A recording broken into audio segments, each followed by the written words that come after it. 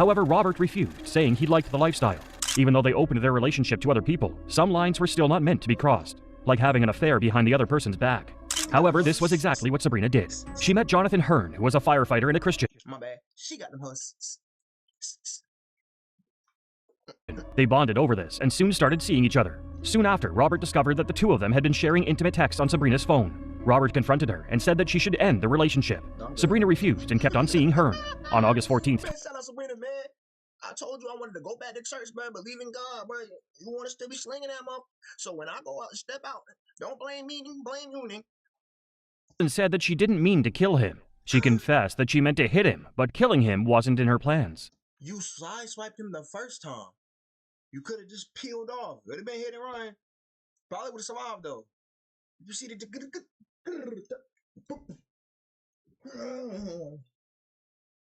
Oh, I'm caught on something. One evening, after taking harmful substances, Tyler's emotions took a dangerous turn. His mother, Mary Jo, was sitting in the family room, working on her computer. Tyler, in a moment of anger and confusion, hurt her with a hammer he found at home. Hearing the commotion, his father, Blake, rushed into the room. Shocked by what he saw, Blake asked his son why this was happening.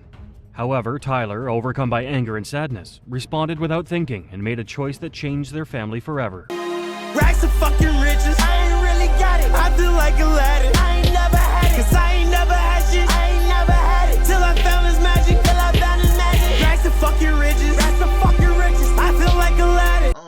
Welcome back, we back with another reaction video. Today we're reacting to a tier video. 118 craziest killers, and I ain't gonna lie, some of these people aren't even killers. So, I mean, I got clickbaited, but hey, you live and you learn. Killer sentences of all time. Let's get right back into the malarkey, the nuttery, it's another word I want to use, but it's too early in the video. But let go.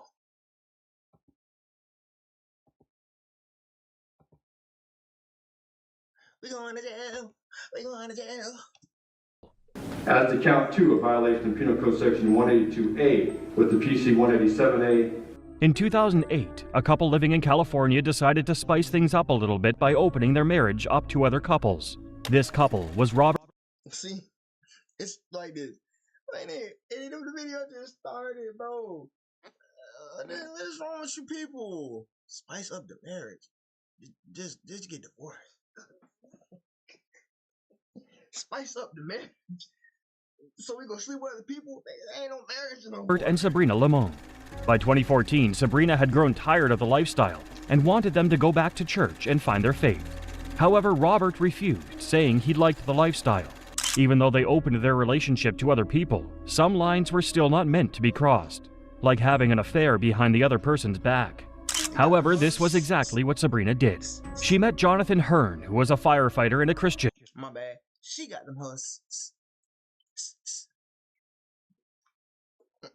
They bonded over this and soon started seeing each other. Soon after, Robert discovered that the two of them had been sharing intimate texts on Sabrina's phone. Robert confronted her and said that she should end the relationship. Sabrina refused and kept on seeing Hearn. On August 14th, Man, shout out Sabrina, man. I told you I wanted to go back to church, man. Believe in God, bro. You want to still be slinging that motherfucker. So when I go out and step out, don't blame me, blame you, nigga. To be honest, I shouldn't have even went that direction in the first place. If you wanted to get divorced, should have did that. 2014, Robert was shot and killed while he was working at the BNSF rail yard. The crime scene was made to look like a botched robbery, but they suspected foul play. CCTV footage showed an unknown man limping from the rail yard around the time of the murder. Police could not identify who this man was until 2 weeks after Robert's death.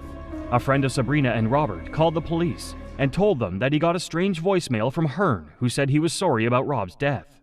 Because of this, police decided to wiretap Sabrina and Hearn's phones. One of the conversations was them praying and asking God for forgiveness. Even though many things they said in the recordings were intriguing, they said nothing about the murder. But when police decided to give Sabrina false information about the murder investigation to see what she would do, she called Hearn on a burner phone immediately. Sabrina and Hearn were arrested 2 months later on suspicion of killing Robert. In Hearn's house, they found a motorcycle, a helmet, a red bandana, and a backpack. These items matched the description of the unknown man from the footage. She expressed a number of reasons why divorce was not a very appealing option for her, and that was part of what solidified some of our conversations about his. So divorce not an option. So yeah, let's take him out the game. I mean, you could just keep cheating, and eventually he'll just divorce you. So there's that. His actual eventual demise. Hearn took a plea deal and confessed to killing Robert. He also testified that Sabrina helped him kill her husband because she felt it was a better idea than to divorce him. Hearn also said that there had been a first plan to kill Robert before they resorted to shooting. He claimed that Sabrina had attempted to poison Robert's banana pudding with arsenic. Sabrina denied knowing anything about it, however. Despite this, she was charged with first-degree murder, attempted murder, solicitation for murder, and conspiracy. As to count 2 of violation of Penal Code Section 182A with the PC 187A, probation will be denied and the defendant will be sent to the Department of Corrections for the term prescribed by law of 25 years to life. Ultimately, she was sentenced to 25 years to life in prison. In court, she was not shown on camera, but reporters said that she remained calm and expressionless till she was led away. Unlike Sabrina Lamone, who killed her husband so she could be with another man, Galen Morris killed her boyfriend because he was with another woman. If I could turn back the hands of time, I would, and it would be handled differently, so differently. I'm praying for their strength. Hell Hath No Fury Like a Woman Scorned was written for Galen Morris. On June 3, 2022, Galen had gotten into a fight with her 26-year-old boyfriend, Andre Smith. She had noticed that he had been staying out more often, possibly with another woman. Smith and Galen were living together in a house that Galen paid all the bills for. During the argument, Galen told Smith to pack his things and leave. When your broke ass got a lock in, ain't no way in hell she paying all the bills and you still sneak dick at other hoes. There's no way you're letting, bruh, no, bruh. In frustration, Galen needed to know where Smith had been going, so she put an AirTag in the back seat of his car. He confronted him and got into a fight with the woman he was with before they were all told to leave. She tracked him to a bar later that day and saw him with another woman. This made her angry and she got into a fight with the woman. She swung a beer bottle at her but was blocked by Smith. This brawl caused the three of them to get thrown out of the bar. When Galen got outside, she entered her car and sped up to Smith where he was standing on the sidewalk. She initially eased up and backed off before she suddenly sped up and hit Smith on the left hip with the mirror of the car. Entered her car and sped up to Smith where he was standing on the sidewalk. So the white hoes doing karaoke and you in the parking lot catching a body. We going to jail. She initially eased up and backed off before she suddenly sped up and hit Smith on the left hip with the mirror of the car. This was when things got worse. Galen hit Smith with the car again and dragged him out of the vehicle before running over his body repeatedly.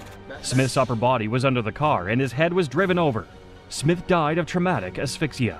According to a witness who was at the parking lot, Galen had hit the gas and then she heard what felt like a speed bump and crunching.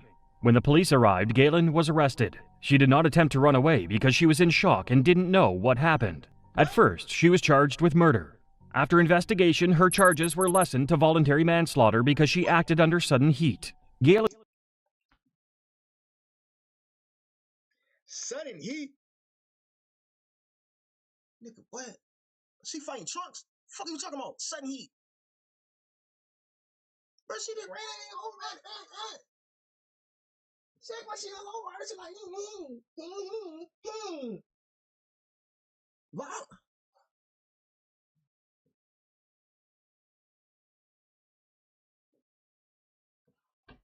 But she just turned her car into a murder view. And said that she didn't mean to kill him. She confessed that she meant to hit him, but killing him wasn't in her plans. You sideswiped him the first time. You could have just peeled off. Would have been hit and run. Probably would have survived though. You see the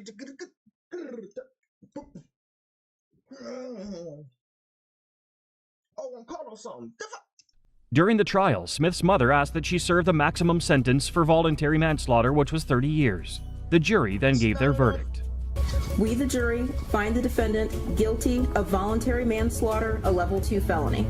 Because it was proven that Galen didn't plan to kill her boyfriend, she was convicted of voluntary manslaughter. She was found not guilty of murder, and she was eventually sentenced. During her sentencing, Smith's mother was angry that Galen was only convicted of voluntary manslaughter. My son did not deserve to be murdered because of her seeing him with another woman, because she's been seeing him with other women. This has been going on. He was not married to her.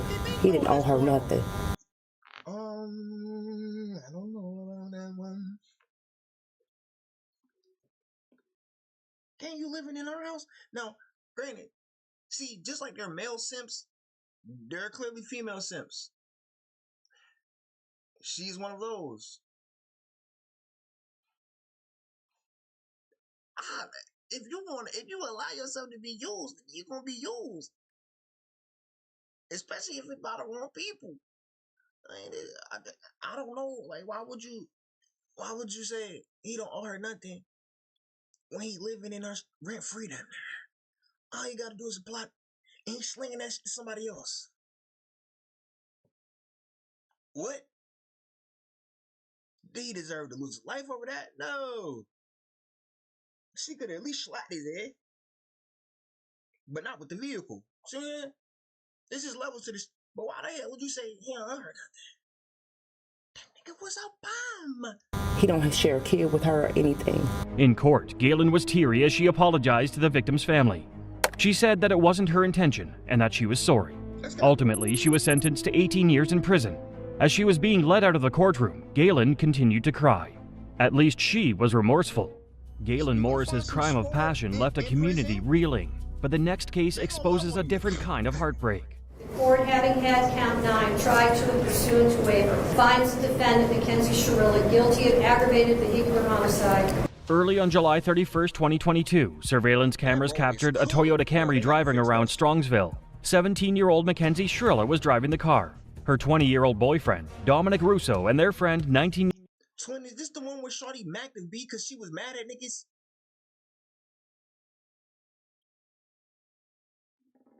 Year-old Davian Flanagan were also in the car. The car seemed to be going at the recommended speed limit until peace dissolved into chaos in under a few seconds.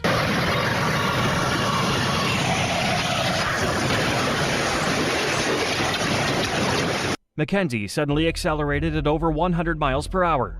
The car veered off the road and smashed hard into the side of a building. The crash claimed the lives of Dominic and Davian instantly. Mackenzie, on the other hand, survived with injuries to her arms and legs. When police officers arrived, the scene they found was horrific. I'm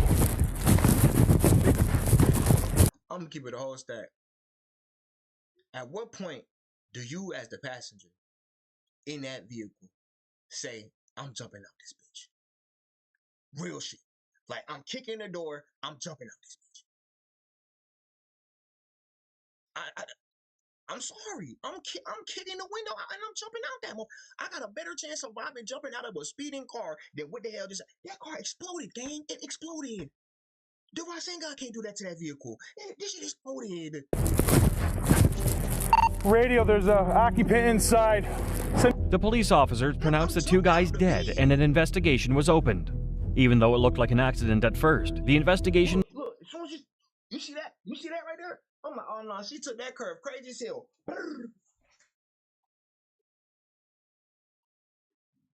Jumping out the window. Damn, they died. Rest in peace. They died on my birthday. That's crazy. Damn. Soon revealed that Mackenzie intentionally accelerated and crashed into the building. Prosecutors started demanding a murder conviction because evidence showed that the gas pedal on the car was pushed to 100 miles per hour, with 100% pressure exerted on the wheel. There was no attempt to push the brakes. It was revealed that she left her foot on the pedal the whole time, and soon enough, Mackenzie Shirilla was arrested and charged with 2 counts of first-degree murder. A trauma surgeon who worked on Shirilla reported that she took responsibility for what happened to her boyfriend and his friend. The defense also admitted that the crash was her fault. However, she didn't do it on purpose, and it was truly an accident. Mackenzie's lawyer desperately tried to show that Mackenzie was innocent and didn't intentionally crash the car. Because of the nature of the trial, it was... No offense to that lawyer, bro, but get your bitch ass on my face. It's up to Judge Nancy Margaret Russo to determine what was going to happen to Mackenzie. And for Judge Russo, Mackenzie Shrilla's actions were intentional and she knew what she was doing. The video clearly shows the purpose and intent of the defendant. She chose a course of death and destruction that day. Exhibit 802 crystallizes the deadly decision-making of the defendant. Judge Russo said that Shirilla wanted to kill both boys and probably herself in the crash too. She called her a literal hell on wheels. Despite this, Mackenzie's mother, Natalie Shrilla, desperately begged the court, trying to prove that her daughter wasn't a murderer. She addressed the family of the victims and told the judge that Mackenzie had no memory of the accident. Bitch, I don't give a if she. I don't give if that bitch was temporarily blind during the accident. What is your memory of the accident have to do with you proceeding to say, yeah, bro, I got a lead foot today. We all going away. You got it. Nah, gang. I understand it's a mother, she gonna try to protect her child, but nigga, shut your ass up. Your Honor, this was a terrible, tragic nightmare accident to have happened that she has no memory of. And she will never emotionally or physically recover of it. She almost died too. And we're asking that you please not run the sentence as consecutive. He was family and we all loved each other. Ultimately, the decision came down to Judge Russo, and she presented the state's verdict. Mackenzie was found guilty of first-degree murder, and it was time to hear the victim impact statements. The sister of Davian Flanagan asked the judge to give Mackenzie the longest sentence possible. I would like you to give Mackenzie the longest possible sentence. Dominic Russo's brother also took the stand and let the court know that Mackenzie was the most selfish person he knew. Mackenzie's statement in the hospital to Detective Azu, can't you just take my license away for 10 years or something? That's... I bet you just shot, you just killed 2 people. License, like you're not gonna feed the son no more. Statement is Mackenzie Shrilla, the most selfish person I know. Ironically, Dom was the most selfless person I know. Mackenzie also addressed the court and the families of her victims, apologizing to them while in tears. I wish I could remember what happened. I'm just so sorry. I'm heartbroken. I love Dom and Davian. We were all friends and Dom was my soulmate. I wish I could take all your pain away, and I'm so sorry. Mackenzie was sentenced to 15 years to life in prison for the murder of Dominic Russo and Davian Flanagan. Next, we explore the chilling case of Tyler Hadley. It didn't say anything about a possibility of parole. So you tell him she could just serve 15 and then be good. A seemingly ordinary teenager. Just deciding in the last 15 minutes that Tyler Hadley will spend the rest of his life in prison without the possibility of parole. On the evening of July 16, 2011, 17-year-old Tyler Hadley made a choice that would shock his family, friends, and community forever. Earlier that day, he posted on his Facebook wall, "Party at my crib tonight. Maybe." It sounded like an ordinary teenage invitation, but behind those words was a dark plan he had been plotting for weeks. Tyler Hadley was a teenager struggling with serious personal challenges. His parents, Mary Jo and Blake, cared deeply for him and wanted to help. They decided that enrolling him in an inpatient program for support might give him a chance at a better future. However, Tyler felt overwhelmed and upset about this decision. He didn't know how to express his feelings and felt trapped. One evening, after taking harmful substances, Tyler's emotions took a dangerous turn. His mother, Mary Jo, was sitting in the family room working on her computer. Tyler, in a moment of anger and confusion, hurt her with a hammer he found at home. Hearing the commotion, his father, Blake, rushed into the room. Shocked by what he saw, Blake asked his son why this was happening. However, Tyler, overcome by anger and sadness, responded without thinking and made a choice that changed their family forever. Mary Jo and Blake Hadley in 2011 by their own son with a claw hammer when he was just 17. After the murders, he tried to cover up what he had done by moving their bodies to another room and cleaning the house to hide the evidence. He even placed some household items over them, as if trying to pretend nothing had happened. Instead of reflecting on his actions, Tyler decided to go ahead with a party he had been planning. Using his parents' credit cards, he withdrew money to buy snacks and supplies. That evening, around 60 people came to his house for the party. Some guests noticed an odd smell but didn't think much of it. During the party, Tyler tells his friend Michael Mandel the truth about what has happened. He even showed Michael the room where his parents were. Michael was shocked and didn't know what to do at first, but after staying for a while, he left and called the police. Early the next morning, Tyler was arrested. When the case went to court, Tyler decided not to argue against the charges and pleaded no contest to 2 counts of first-degree murder. This means plead guilty because you know you did. He accepted the charges without admitting guilt. Because Tyler was a minor, he couldn't be sentenced to death. But the court still gave him a very harsh punishment: 2 life sentences without the chance of ever being released. It was a decision that left no room for hope or change. Hereby the judgment and sentence of the court that as to both counts 1 and 2, the defendant be sentenced to life without the possibility of parole. However, years later, laws began to change. People started to believe that young offenders, even those who committed horrible crimes, should have the chance to prove they've grown and changed.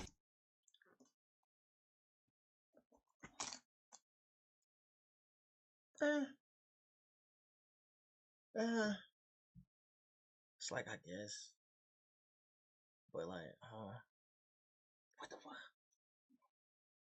This violent crime gang? In 2018, Tyler's case was reviewed under these new laws. His sentence was changed to life in prison, but with a chance for a judge to review it someday. This means that in the future, Tyler might have a chance to show he's changed and ask for a second chance. At the time Tyler was sent to court for resentencing, he said, "I apologize for what I did and said. I still don't understand myself and the reason for my atrocious actions. I really don't know. Contrary to what anyone else may tell you, I am telling you the truth. For me to try and explain would be like making excuses, and there is no excuse." I still don't understand myself and the reasons for my atrocious actions. I really don't know, contrary to what anyone else may tell you. The story of Tyler Hadley is a heartbreaking reminder of the consequences of untreated issues and poor choices. His parents, who had desperately tried to help him, became his victims in a senseless act of violence.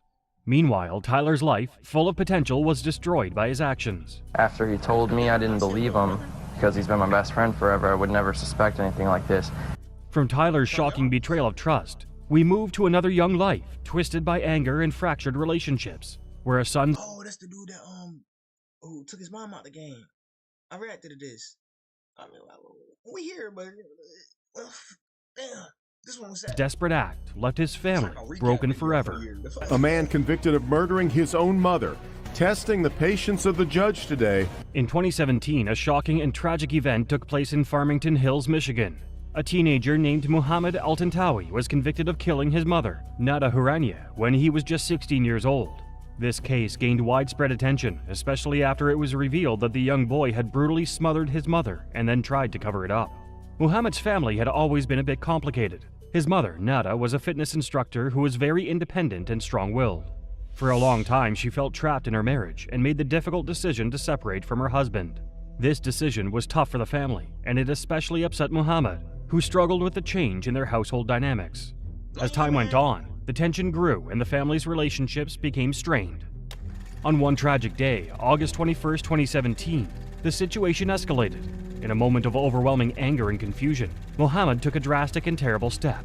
He smothered his mother with a cloth that had a dangerous substance on it. Afterward, he pushed her body out of the second-story window in an attempt to make her death look like an accident. Despite Muhammad's attempt to stage the scene, it was all caught on cam. Also, allegedly his dad might have told him to do it. Well, I still cannot confirm or deny. Security cameras caught the horrifying moment when he was seen throwing his mother's lifeless body from the window. This footage was a key piece of evidence that led to his conviction. During the trial, Muhammad continued to maintain his innocence and claimed he was being discriminated against because of his background. However, the jury saw that Muhammad was put on trial for the death of his mother. Security cameras had captured a disturbing scene where he was seen throwing his mother's lifeless body from a window. This footage played a critical role in the investigation and was a key piece of evidence in the case. During the trial, Muhammad insisted that he was innocent. He argued that he was being treated unfairly because of his background. Despite his claims, the evidence was clear, and the jury carefully considered the facts. They saw through his excuses and determined that he had intentionally harmed his mother. In the end, Muhammad was convicted of first-degree premeditated murder. Muhammad Al-Tantawi has been sentenced to 35 to 60 years in prison for the tragic murder of his mother, Nada Hurania. Homicide, murder in the first degree, premeditated, that you be sentenced to 35 years to 60 years with the Michigan Department of Corrections. Muhammad's sister, Aya Al-Tantawi, was the one who discovered their mother's lifeless body.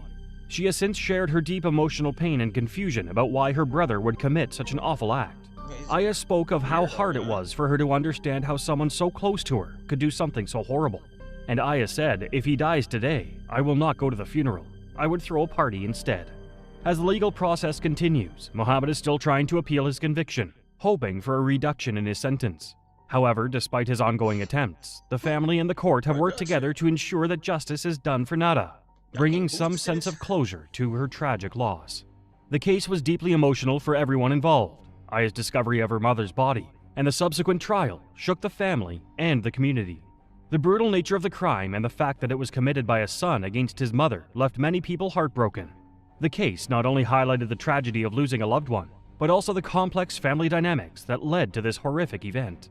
As Al-Tantawi murdered his young mother, another betrayal unfolded this time between friends, revealing how envy could escalate to a devastating crime. She had all kinds of different drawings, but they were also very dark. How dark? Very dark. Revealing how envy could escalate to a devastating crime. She had all kinds of different... That's actually a tough tattoo. And that would be a tough ass feeling for an anime. I don't know how dark. I don't know how dark these are. I'm sorry. drawings, but they were also very dark. How dark? Very dark. Like scary monsters. She drew things that would make me... I would not want my little kids to see that. On March 8, 2015, police responded to a chilling scene in a small home in Peel, Wisconsin. Inside, they found the bodies of Jennifer Ayers and her husband, Thomas Ayers. The culprit? Their 17-year-old daughter, Ashley Martinson, who committed the murders just a day after her birthday. The case shocked the nation, drawing attention to the dark secrets that had been buried in the Martinson household. Ashley's life was anything but peaceful. She lived in fear of her stepfather, Thomas Ayers, a man with a troubled past. Ayers had a history of violence and was often harsh with Ashley, her mom, and her siblings. Sadly, Ashley also carried the weight of a dark secret.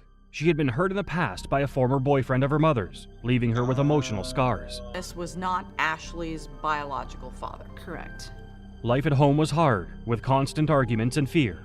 Ashley struggled with feelings of sadness and anxiety, making her feel stuck in a tough situation. Things got worse when her mom and stepfather discovered her secret friendship with a 22-year-old named Ryan Sisko. Furious, they took away her car and phone, cutting her off from Ryan completely. That evening, overwhelmed by anger and pain, Ashley expressed her frustration online. She wrote a chilling message on her Facebook, filled with emotion she couldn't hold back. A week ago, she writes in graphic detail about killing people, but investigators won't say if the killings described in the blog post are similar to the way in which her mother and stepfather were killed. One morning, an argument broke out between Ashley's stepdad, Mr. Ayers, and her mom, Jennifer. Ashley had seen Ayers hurt her mom many times before, but this time, she was terrified for their lives. Feeling desperate, she ran to her room and grabbed one of Ayers' guns, which she knew was loaded. Just after her 17th birthday, He said she ran to her room. Why the fuck does she have the shotgun in her room?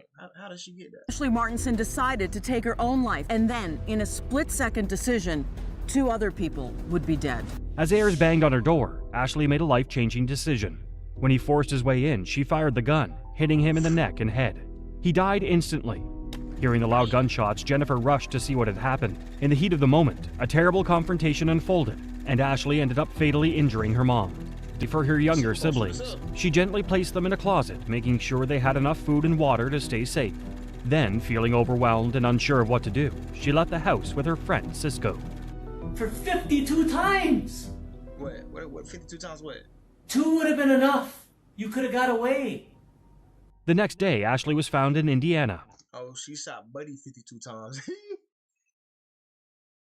It was a shotgun. How many bullets you got? Slugs. At first, she told the police that her mom had hurt her and killed her dad. But her siblings and the evidence told a different story. Later, Ashley admitted she had killed both her parents, but she claimed she wasn't in her right mind. After some time, she accepted a deal and confessed to second-degree murder. In June 2016, the judge gave her 23 years in prison, followed by 17 years of supervision. Edge in a complaint in and of themselves suggest a substantial cash bond. As Ashley Martinson's courtroom hearing began, the room was filled with palpable tension. When the charges were read, she remained composed but visibly emotional. The judge, however, acknowledged both the tragedy of her upbringing and the severity of her crimes. When the sentence was handed down, 23 years in prison followed by 17 years of supervision, Ashley broke into tears, expressing remorse for her actions and sorrow for the pain she had caused. Many people in the area didn't get much sleep last night. We are here tonight not only to honor the homicide victims, but the loss of a family. Ashley's tragic story underscores the deep scars. The next story is a chilling reminder of how fantasy and mental illness can blur the lines of reality. Well, why did you develop the plan to kill her? We developed, okay, I thought that it was just about proving that this fictional character existed. On May 31st, 2014, in Waukesha, Wisconsin, 2 12-year-old girls, Anissa Wire and Morgan Geyser, made a shocking decision that would... Yep, kids scare me. 12-year-olds. These got bifocals on. changed their lives forever. They lured their friend, Peyton Leutner, into a wooded area and, believing they had to appease the fictional character Slender Man, stabbed her 19 times. Peyton went through a very scary experience. Wendy wasn't even born yet. You right. Nah, man. Slender Man. One day, her two friends, Anissa and Morgan, attacked her. They believed that if they hurt Peyton, they would be able to meet a made-up character called Slender Man. The attack was very serious, and Peyton was badly hurt, with injuries to important parts of her body. Even though she was in a lot of pain and in danger, Peyton didn't give up. We've learned Geyser now says she made up many of the delusions she claimed to be having in the years following the Slender Man attack because she didn't want to return home, she says, because of abuse at the hands of her father. In a brave move to save herself, Peyton crawled to a road nearby. Luckily, a cyclist saw her and quickly called for help. This action saved Peyton's life. Soon after, the police found Anissa and Morgan with the knife they had used. They told the authorities that they hurt Peyton to try and impress Slender Man. Thanks to the help of the cyclist and the emergency team, Peyton survived. She slowly healed from her injuries. Her story of survival has inspired many people. Morgan and Anissa were two young girls who found themselves caught in a strange and troubling situation. They both struggled with serious mental health challenges. Morgan had been battling schizophrenia, a condition that made it hard for her to separate what was real from what wasn't. Anissa, on the other hand, carried a heavy burden of guilt for the actions they took together. Morgan Geyser and Anissa Weier as adults. The girls could still appeal both rulings to the state Supreme Court. They are accused of luring their classmate into the woods. During their trial, experts explained that their mental health issues played a big role in what happened. Because of this, both girls were found not guilty due to mental illness. Morgan was sent to a mental health institution where she would receive care for up to 40 years. Anissa, though, was given a sentence of 25 years to life in a similar situation, where she could also get help. Over the years, both girls, Anissa and Morgan, two young girls, received treatment for their actions. In 2021, Anissa was released from a mental health facility after spending 7 years there. Morgan, on the other hand, is still going through her case, and her request for release was denied in 2024. The story began when the girls, as children, were involved in a dangerous attack on their friend Peyton. Well, why did you develop the plan to kill? I thought that it was just about proving that this fictional character existed. Fortunately, Peyton survived the incident, and despite the trauma, found strength through it. She decided to pursue a career in medicine, inspired by her own experience. Peyton has also spoken publicly about what had happened, sharing her story with others. Her courage and determination to turn a difficult situation into something positive continues to inspire many. While the events were tragic, Peyton's ability to heal and help others shows the power of resilience. Maximum sentence on the amended charge of the second-degree attempted homicide. The maximum sentence on the criminal charge is 35 years of imprisonment, meaning 25 years of initial confinement and 10 years of extended supervision. During the trial, Morgan also feels guilty for her act, as she said, "I just want to let Bella and her family know that I'm sorry." I just want to let Bella and her family know I'm sorry. The community was shaken by the violence, leading to debates on the impact of internet stories on young minds. However, Peyton's strength in recovery and her forgiveness towards her attackers sent a message of hope. Her resilience inspired many, as she emerged from the tragedy stronger than ever. The case also highlighted the need for greater awareness of mental health issues and the influence of online content on vulnerable individuals. The next case introduces Daniel Petrick, a teenager whose obsession with a video game led to an unthinkable act of violence against his own family. Call of Duty? Yeah. What if it is Call of Duty, though? What he was going to do, he decided to kill both of them and to make it look like a murder-suicide. Daniel Petrick, a 16-year-old teenager from Wellington, Ohio, made headlines after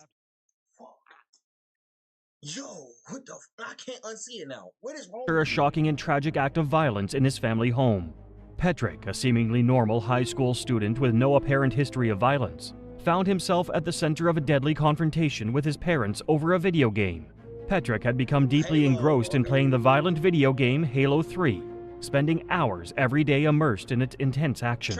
The game, known for its fierce battles and graphic content, had become more than just a pastime for him. It was an obsession. His father, Mark Petrick, was alarmed by his son's growing addiction to the game and worried about its impact on his well-being. Concerned about the negative effects, Mark decided to confiscate the game, hoping to curb his son's... I'm not gonna lie, Mark, depending on when this was and time, what you should have did, was got that nigga a camera, and then he should have set up a YouTube channel. And probably would have got money off of that, and then you would have been like, oh, it's productive now. See what I'm saying? But man, it is what it is. Sorry you had to lose your life because your son's crazy. But, yeah. Obsession. He warned Daniel that if he did not stop playing, he would have to leave the house. This decision sparked a fierce argument between father and son. Mark's warning was met with resistance from Daniel, who was infuriated by his father's actions. Feeling betrayed and misunderstood, Daniel's anger escalated, and he became more determined to play the game. In a fit of rage, he chose to take matters into his own hands, ignoring his father's authority and escalating the situation further. The tension between them grew as the conflict deepened, marking a turning point in their relationship and highlighting the destructive potential of excessive gaming and unresolved family issues. At your mom first? No, it was at my dad first. Do you remember that look on her face? I do. On the evening of October 20th, 2007, a tragic event unfolded in a quiet household. Petrick, a young man, had a plan in mind that would change his life and his family's forever. Disgruntled with his parents, he decided to steal his father's gun and a video game, intending to confront them in a violent manner.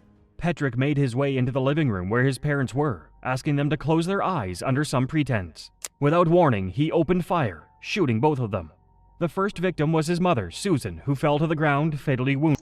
The fact that they actually listened to you when you said close your eyes on some shit like it was about to be like a surprise shows me that man, your parents do listen to you a little bit, man. So you probably could have actually talked to the nigga. I see he mad about it, but it's like if he had better, I don't know if it's confrontational skills, but he could have actually finessed it into, okay, yeah, Dad, I'm doing this for this, and but instead he was like, you know what, yeah, you're just gonna take my damn, I ain't mad. And then go grab the blick. What the hell? Wounded. Despite the shock and horror of the situation, Petrick's father was not immediately killed. Though seriously injured, he somehow survived, struggling to stay alive. In a desperate attempt to cover up his crime, Petrick staged the scene. He placed the gun in his father's hand to make it appear as though he had been the one to commit murder before taking his own life. With his plan set in motion, Petrick fled the scene, leaving behind a tale of devastation and confusion. He said his father shot his mother first and then killed himself. And at that time, I was in my bedroom, and when I came out, he also put the gun on me.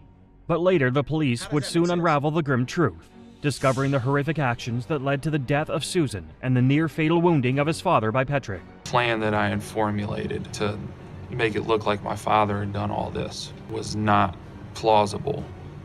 It wasn't even realistic. The crime came to light when Petrick's sister, Heidi, unexpectedly arrived home earlier than planned. As she approached the house, she heard unsettling groans coming from inside. Concerned, Heidi forced her way in and discovered the grim scene. Without wasting a moment, she dialed the police, her voice shaking as she reported what she had found. In a panic, Petrick, the perpetrator, tried to flee the scene. He quickly got into his car and drove away, hoping to escape. However, the authorities soon caught up with him, and he was arrested shortly afterward. During his trial, Petrick's defense team argued that he was not fully responsible for his actions. They claimed that his addiction to violent video games, coupled with the stress from a previous injury, had significantly impaired his mental state. They suggested that these factors prevented him from fully understanding the severity of his crimes. Despite the defense's argument, the court did not find it convincing. Petrick was convicted of aggravated murder, attempted aggravated murder, and tampering with evidence. The jury decided that, despite his claims of mental unfitness, his actions had clear and tragic consequences, leading to a conviction that reflected the severity of the crime. But during the trial, Petrick got emotional and started crying as he regretted his act. This nigga dad is completely fine. Well, I don't know about completely fine. He might have like lingering effects from getting shot, how he got shot. Also, he's a widow now. But it's our day. It's very emotional. Throughout the trial, Petrick appeared remorseful, often seen crying, especially when his father expressed forgiveness and regret for what happened. His father, however, stated that Daniel still did not fully understand why he committed such a horrific act. The tragic case raised discussions on video game addiction and its potential effects on young minds, as well as on issues like gun control. Petrick was sentenced to life in prison with parole after 23 years. Daniel Petrick's violent outburst over a video game marked a tragic turning point. But next, a young boy's actions led to a heartbreaking loss for an entire family. The boy charged with the deaths of 5 people shed tears. In the quiet town of Eureka, a devastating event unfolded in April 2019 that would change the lives of many forever. A 9-year-old boy, Kyle Allwood, was accused of starting a fire that claimed the lives of 5 people at Timberline Mobile Home Park. On April 6th, tragedy struck when a fire consumed a trailer home, claiming the lives of 2 adults and 3 children, including members of Kyle's family. The victims, who succumbed to smoke inhalation, were identified as Catherine Murray, 69, Jason Wall, 34, Rose Allwood, 2, Damian Wall, 2, and Ariel Wall, 1. Amidst the chaos, Kyle's mother, Katrina Allwood, survived, as did Kyle himself. The young boy escaped the flames, running to his grandparents' house, pounding on their door and screaming for help. He is accused of intentionally setting fire to his home back in April, which led to the deaths of 5 of his relatives. Authorities later determined the fire had been set intentionally, and their investigation led to an unthinkable conclusion. Kyle was charged with first-degree murder, arson, and aggravated arson. Given his age, the legal process became unprecedented and delicate. Accused of trying to kill his 5-year-old sister appeared before a judge for the second time. Woodford County Circuit Court Judge Charles Feeney took painstaking care to explain the gravity of the charges and the legal proceedings to Kyle, who often appeared confused by the complex language and concepts. Kyle's public defender, Peter Delusky, remained by his side, offering reassurance and support. The courtroom was somber as the reality of the situation weighed on everyone present. A child navigating a system designed for adults, accused of a crime that defied comprehension. During the 33-minute arraignment, 9-year-old Kyle sat quietly, his demeanor calm despite the gravity of the situation. As the hearing neared its conclusion, however, the weight of the accusation seemed to overwhelm him. Tears welled up in his eyes, and he began to sob softly, his emotions breaking through. His paternal grandparents were at his side, offering gentle comfort as they led him out of the courtroom. Katrina had suffered an unimaginable tragedy, losing her fiancé, her children, and her grandmother in the devastating fire. Yet she characterized the incident not as a crime, but as a heartbreaking mistake. In an emotional appeal, she called for understanding and compassion, urging others to see Kyle's humanity in the face of an unfathomable situation. During the legal proceedings, Katrina Allwood, Kyle's biological mother, stood firm in her public support for her son. Kyle's mother said, "People make mistakes. It's a horrible tragedy, but it is still not something to throw his life away over." How did he intentionally set the fire? Please, someone please educate me as to how he intentionally set the fire. I was like, yeah, I get that he's 9 years old, but he also took 5 people off the earth. That was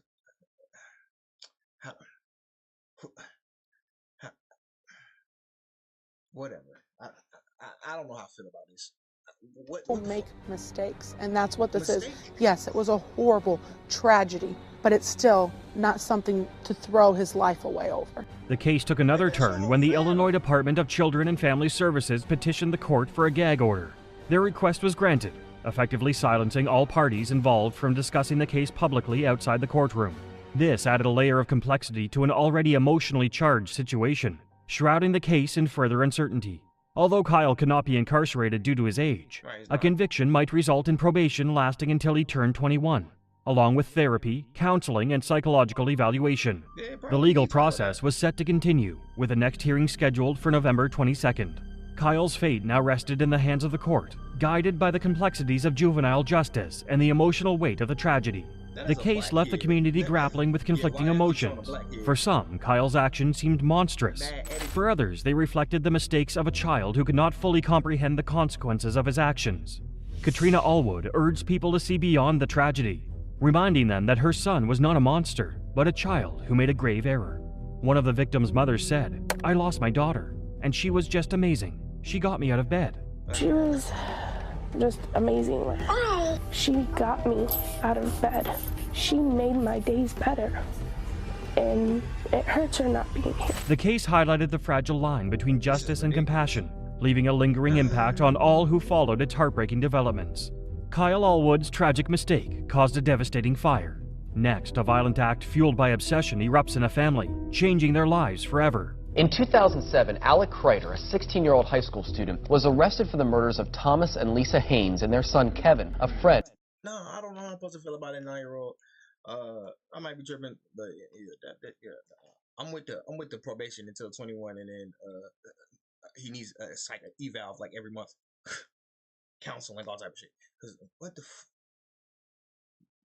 Do you understand what you just did, bro? That was your dad, gang.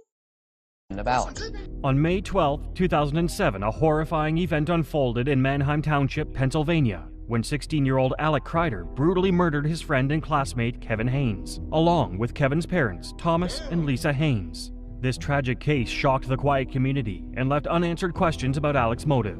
The Haynes family's peaceful night turned into a nightmare when their home became the scene of a horrific act. In the dead of night, Alec entered the house without any sign of forced entry. Quietly, he made his way to the parents' bedroom, where he viciously stabbed Thomas and Lisa. Thomas died instantly, while Lisa was left gravely wounded. Alec then moved to Kevin's room. Awakened by the intruder, Kevin fought back, but Alec's strength overwhelmed him, and Kevin was fatally stabbed. Not done with his rampage, Alec returned to the parents' room, ending Lisa's life by slitting her throat before fleeing into the night. Maggie Haynes, Kevin's sister, had unexpectedly come home from college that evening. She awoke to terrifying noises and the unmistakable smell of blood.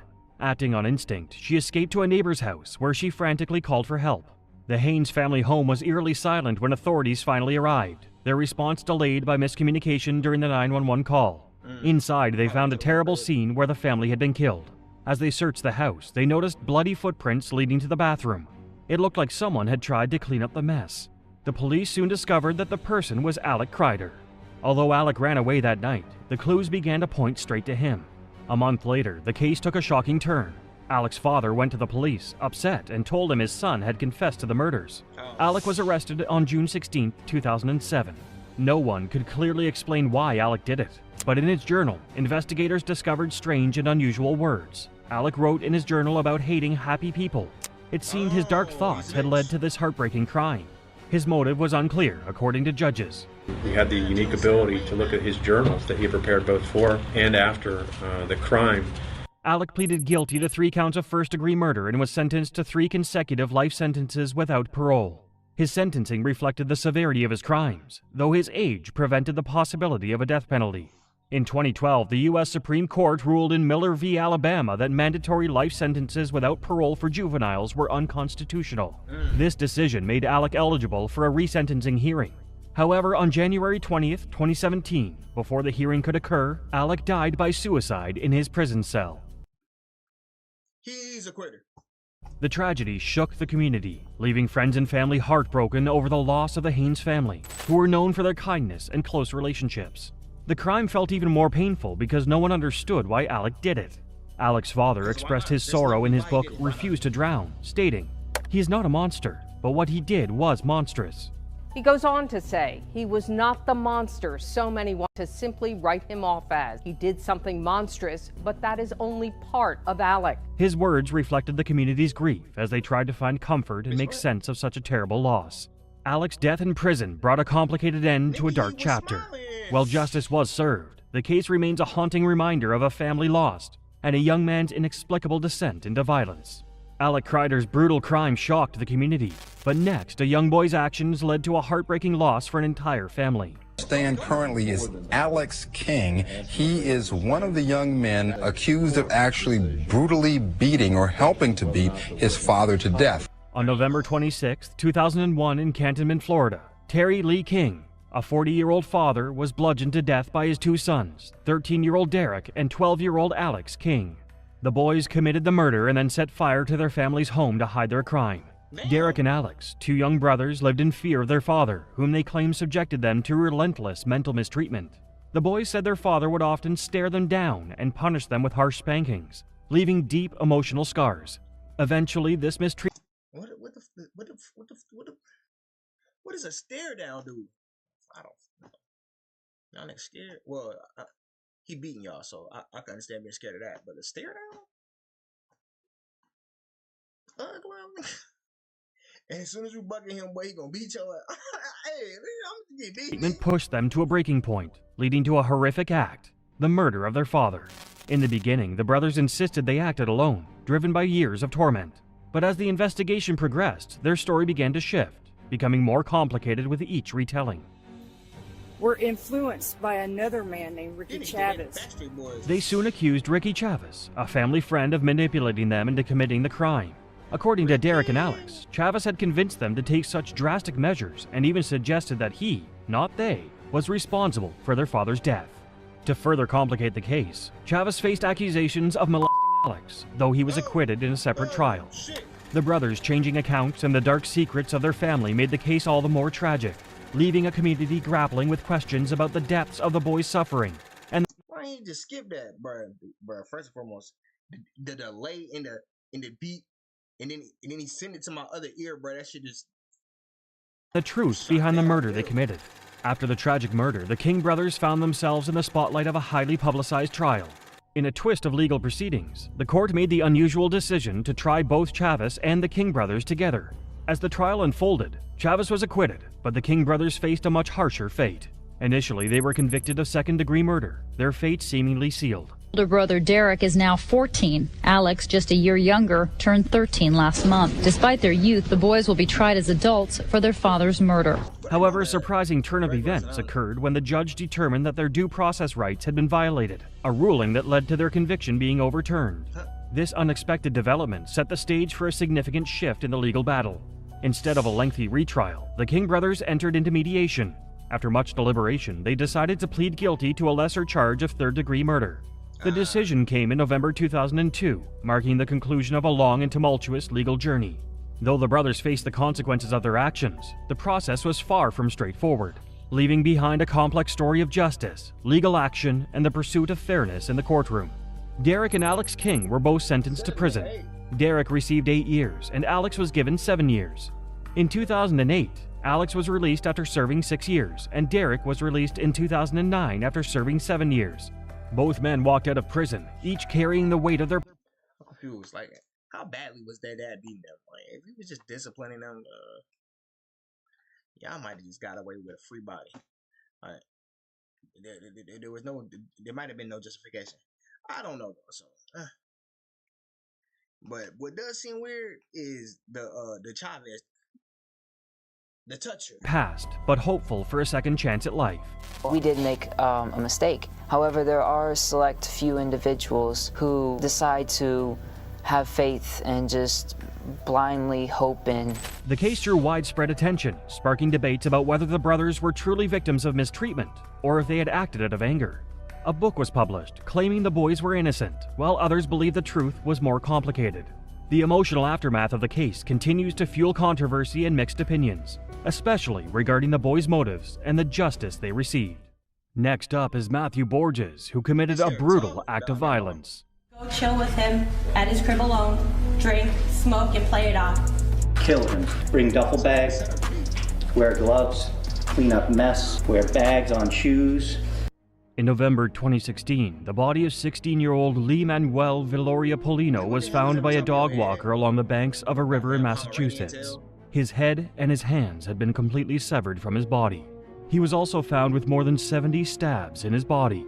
His body was in such bad shape that medical examiners could not tell whether these stabs and the beheading had occurred before or after he was murdered. 15-year-old Matthew Borges. Yeah, it's official, bro. I gotta stop joining niggas, bro. Every time I join a nigga, bro, them niggas be the dead nigga. Borges was one of Viloria Polino's friends. He was soon questioned about his role in the murder. Overwhelming evidence led him to be arrested and charged with the first-degree murder of the 16-year-old. According to the investigation, the reason this gruesome murder occurred was jealousy. According to classmates, even though Borges was a quiet kid, he had a short fuse and got into a lot of fights, probably because of his troubled family life. In school, Borges dated a girl named Leilani de Jesus, who described him as possessive in the 9 months they were together. The two of them were friends with Viloria Polino. One day, Borges saw de Jesus and Viloria Polino having lunch together and got jealous. He caused a scene and had to be removed from the hall. Because of this, Borges accused de Jesus of cheating, even though she did nothing of the sort. In their second year of high school, it seemed that Borges had moved on because he started talking to a girl named Stephanie Soriano. She was also friends with Viloria Polino. This made him even more jealous, and he threatened to kill any guy who got close to Soriano. In a text, Borges told her, "I think of killing someone and I smirk. I like the sound of it, the idea of causing pain." Soriano tried to prevent him from doing anything crazy. However, this wouldn't last long because of the horrible incident that would happen. A month before Valoria Polino went missing, Borges threatened murder in a Facebook post. He wrote, "Guys, I'm gonna kill someone on Halloween. I'm not lying. So if you hear someone dead on the news, we know I just want to say that y'all expletives gonna look at me differently." On November 18, 2016, Valoria Polino went missing and his body was found in a gruesome state 2 weeks later. According to testimony, Borges lured Valoria Polino out of the house while his 4 other friends robbed his home of electronics and clothes. One of Borges' collaborators said that Borges told him that he stabbed Valoria Polino and beheaded him. When Matthew Borges expressed no emotion that Valoria Polino was missing, the people around him became suspicious. After a few days, Borges texted Soriano and told her to delete all their conversations. This would later be used as evidence against him in court. When Borges was asked if he killed Valoria Polino, Borges lied and said no. But because of the witness testimony, Borges was charged with his murder. He was eventually tried as an adult in 2019 when he was already 18 years old. In court, the person who saw the victim's body testified. As I approached, I got closer. I saw her really sniffing at a particular area. So I pulled her back, and when I looked, kind of second-guessed myself. I thought I saw a dead body, but I wasn't too sure. Polino's hands were never found, but his head was found wrapped in a plastic shopping bag. At trial, a disturbing entry from Borges' journal was read to the people. Go chill with him at his crib alone, drink, smoke, and play it off. Kill him. Bring duffel bag, wear gloves, clean up mess, wear bags on shoes. During the court proceedings, Matthew Borges showed no emotion. Valoria Polino's mother addressed the court in tears and talked about how hard the murder of her son hit her family. On November 18, 2016, our world was irreversibly changed when Limano was taken from us. During all of this, Matthew Borges remained stoic and showed no remorse or emotions, even while his sentence was read. When he was also asked if he wished to address the court, he answered in the negative. Because he was a minor when he committed the crime, he was sentenced to life in prison with the possibility of parole after 30 years. This was the maximum sentence that could be given to him. Following Jesse Osborne's chilling story, we turn to Daniel Marsh, a teenager whose dark impulses shattered the peace of a California neighborhood. First look at the 16-year-old accused of murdering an elderly couple in Davis. Prosecutors say the man there with the tie, Daniel Marsh, hid in the couple's home. Ever since Daniel Marsh was 10 years old, he thought of nothing else but killing people. He was fascinated by the idea of killing people and causing them pain. This may have been because his parents had gone through a divorce after his mother had an affair with Marsh's former female teacher. Since then, he thought of torturing his mother's partner before slitting her throat or strangling her. He also started dreaming of killing more people. By age 14, he started using alcohol and marijuana. All of these contributed to his diagnosis. He was diagnosed with depression and anxiety, manic depressive disorder, dissociative disorder, and depersonalization. By the time he was 15, he had committed arson and killed at least 3 animals. This wasn't enough for him. He wanted to be a serial killer. By April 2013, Marsh was 15 years old and he decided to bring his homicidal ideas to life. His victims were 87-year-old Oliver Northup and his wife, 76-year-old Claudia Maupin. On April 13, 2013, Marsh, who was now 15 years old, set out to find his victims. He had planned the murders extensively. He taped the bottom of his shoes so that he would not leave behind footprints, and he wore gloves to avoid leaving fingerprints or DNA. He also wore all black clothing and a black face mask and armed himself with a 6-inch buck knife. In the early mornings of April 14th, Marsh went out and checked between 40 to 50 homes for any open doors or windows. According to his confession, he finally found Maupin and Northup's condo. They had an open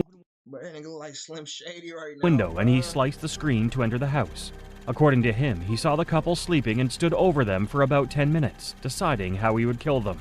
It was there that Maupin woke up, saw Marsh, and started screaming. Marsh stabbed her in the torso repeatedly. As she was being stabbed to death, Maupin was begging Marsh to stop, but that motivated him even more. He stabbed her 67 times before stabbing Northup 61 times from his head to his legs. Marsh continued to stab the couple long after they were dead. He then brutally mutilated their body. He disemboweled the 2 of them, tried to take Maupin's eye out, and... Bruh, do he look like he could throw not even 10 punches? So you telling me he lunged his arm into somebody 120 times? Stamina on 10. How? Pulled fat out of her leg and torso. Ew. He cut open Northup's forehead and put a drinking glass in his stomach and a cell phone in Maupin's stomach.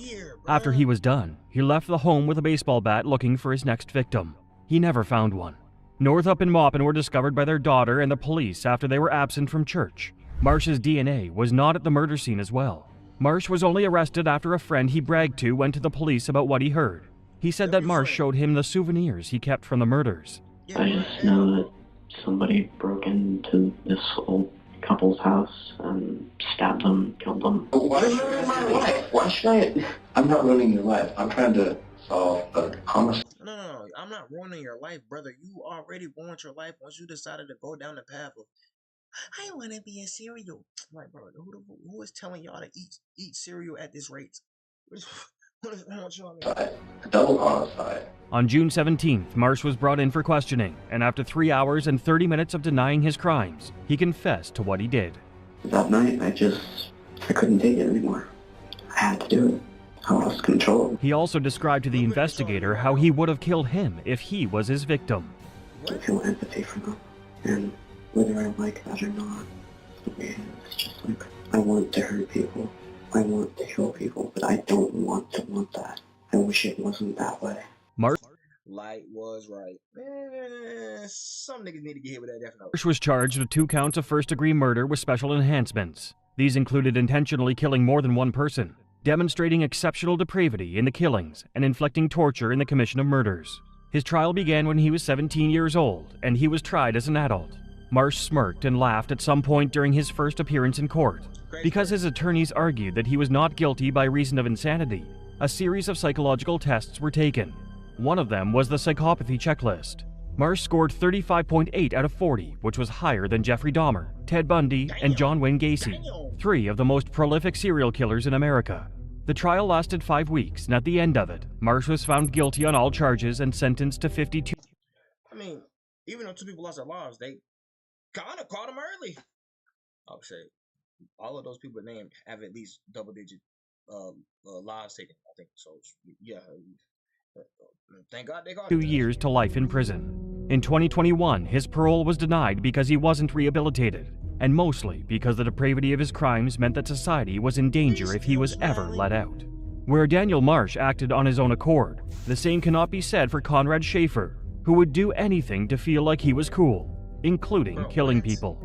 I would just like to apologize to the families that I've hurt. Conrad Schaefer was 15 years old when he met Victoria Rios, Juan Sebastian Muriel, and David Damas. This friendship would turn into something that would terrorize Osceola County for 2 weeks. A few months after the group met, Conrad Schaefer's father had given him a firearm, even though he wasn't old enough to legally own one. For some reason, he thought this was a pass to commit gruesome crimes in the community. In 2013, Schaefer and his friends went on a shooting spree that lasted over 2 weeks. For those weeks, Schaefer shot up more than 20 homes, leaving multiple people paralyzed and traumatized with his actions. Many of the homes carried memories of the shootings with bullet holes in walls and doors. 2 homes were particularly devastated because of the actions of Schaefer and his friends. On June 26, 2013, Schaefer was driving down the street in his father's car looking for someone to attack. Armed with the firearm, he saw 17-year-old David He said in his father's car.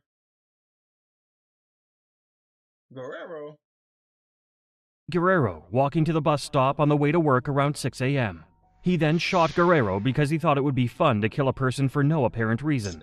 On June 6th, Schaefer and his friends planned to kill another victim. 22-year-old Eric Rufnerine was in his home that night when Victoria Rios, the female of the group, showed up at his door and offered him sex for $300. She lured him to the door, and that was when Damas rushed into the home and robbed Rufnerine.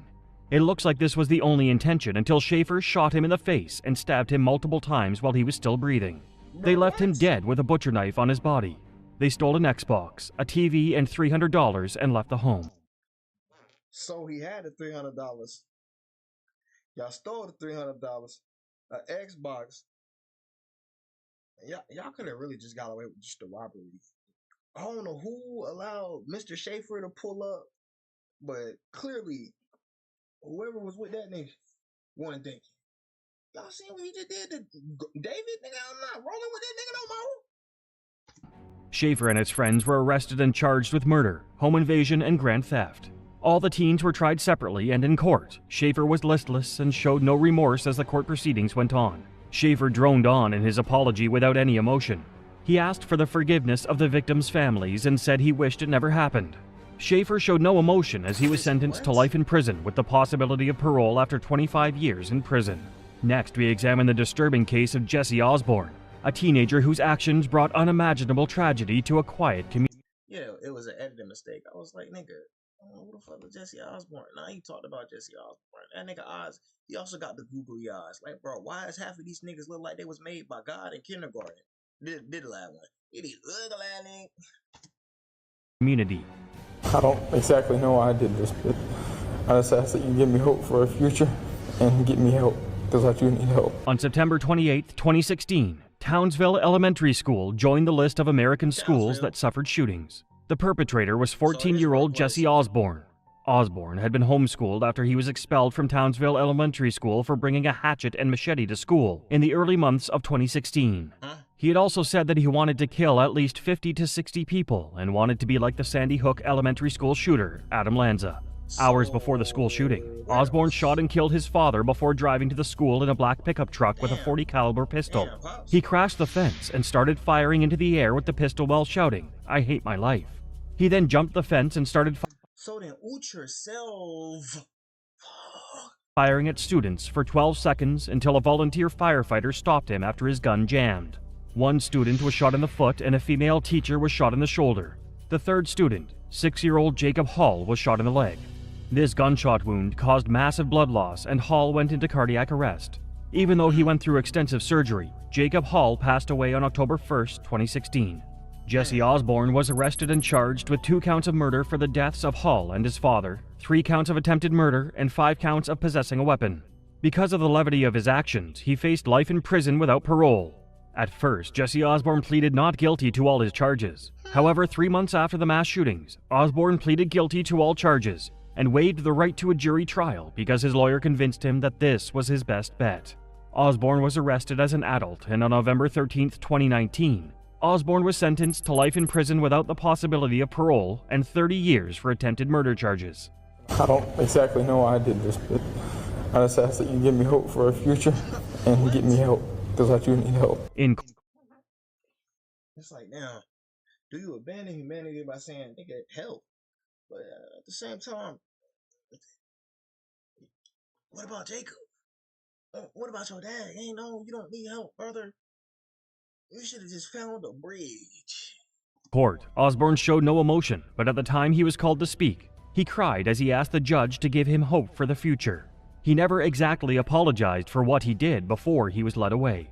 I hope that after you read this, you will understand that Jeff was more than a byproduct of a school shooting, but a father, husband, son, brother, uncle, and friend. Osborne's uncle also spoke about his brother, Jeff Osborne, in court, talking about how he would be missed.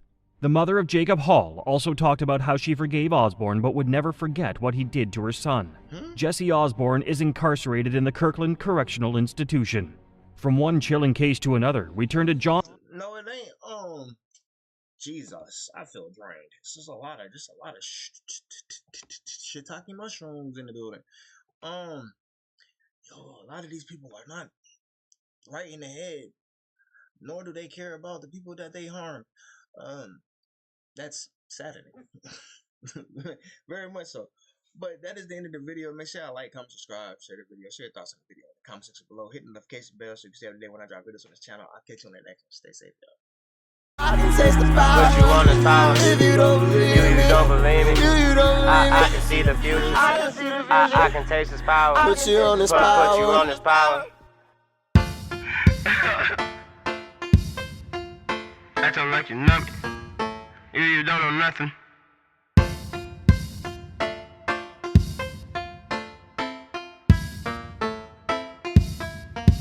All my hoes is Yoshi's. Smoking, dodging police, feeling kinda groovy. I might spit a movie. You don't believe me. I can see the future, acting like you know me. Quickest way for me to get away. I need some access to some motion.